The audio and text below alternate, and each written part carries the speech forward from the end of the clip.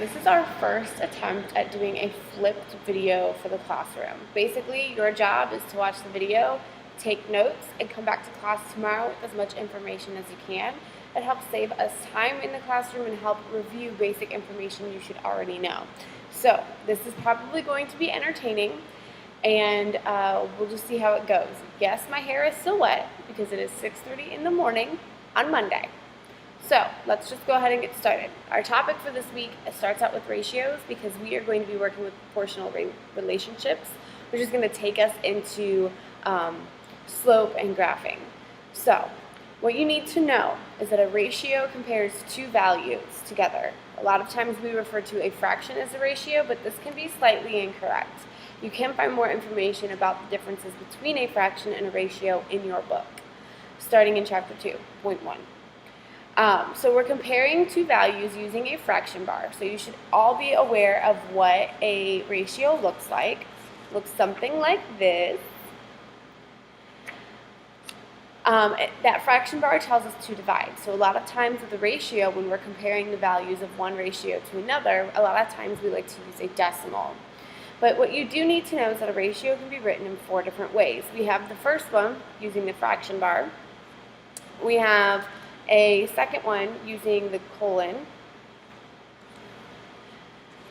We also can write a ratio using the word 210 to 330. So this would be, for an example of a ratio, 210 students to 330 parents. The other way to write a ratio is using the division sign. This is what represents our decimal. How do you create a decimal from a fraction? Well, you simply divide the numerator by the denominator. And also, if you out there know how to use your calculator well enough, there's a fancy little button that will help you with that as well. But that's going to be on your terms, your job. So many times a ratio, or as we have been referring to them, a fraction, it's, like I said, it's easier to work with the decimal. So what I want you to do right now is convert 210 to 330 into a decimal. And again, you should know how to do that.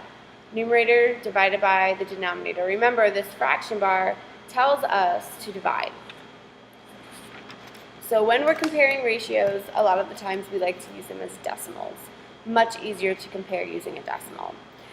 I believe what you need to remember, just a couple of things to refresh your memory. If you get a repeating decimal, you do have a rational number. Repeating decimals are rational. And don't forget to signify that with a line above the numerals that repeat in the decimal. A decimal that ends like 25 hundredths, which would be 1/4, is called a terminating decimal because it ends at a specific point. What I encourage you to do is search out ways to convert from a fraction to a decimal, from decimal to percent, and from fraction to percent. And then also go from percent to decimal and percent to fraction. If this is something that we'll need assistance with in class, we can go ahead and review that tomorrow first thing. The other thing that we're going to review really quickly is what a proportion is. A proportion is two ratios that are equal to one another. So that would be 1/4 and 3/12. If I set those two things equal together, they would be a true proportion. Sometimes proportions are written with a variable. Remember, a variable is an unknown quantity. So we represent that with an X or a Y or a Z, usually a lowercase letter. Don't let them freak you out. Yes, they're letters in math, but it's okay. It's absolutely okay. All you need to remember is that it is a bowl and it holds some kind of value, and we can put any value we want to in there as long as it makes the equation or the expression true.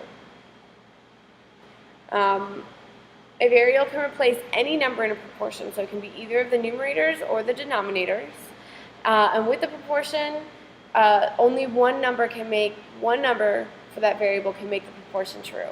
Remember, a proportion is true is if one ratio is in fact equal to the other ratio. So there are several ways that you can check whether or not a ratio is true. Many of you have used cross multiplication before, and that's the best way to do that. We'll be doing some brief review tomorrow with our task in class, so just be prepared. I hope that you took notes. especially those vocabulary words, and we'll see you tomorrow.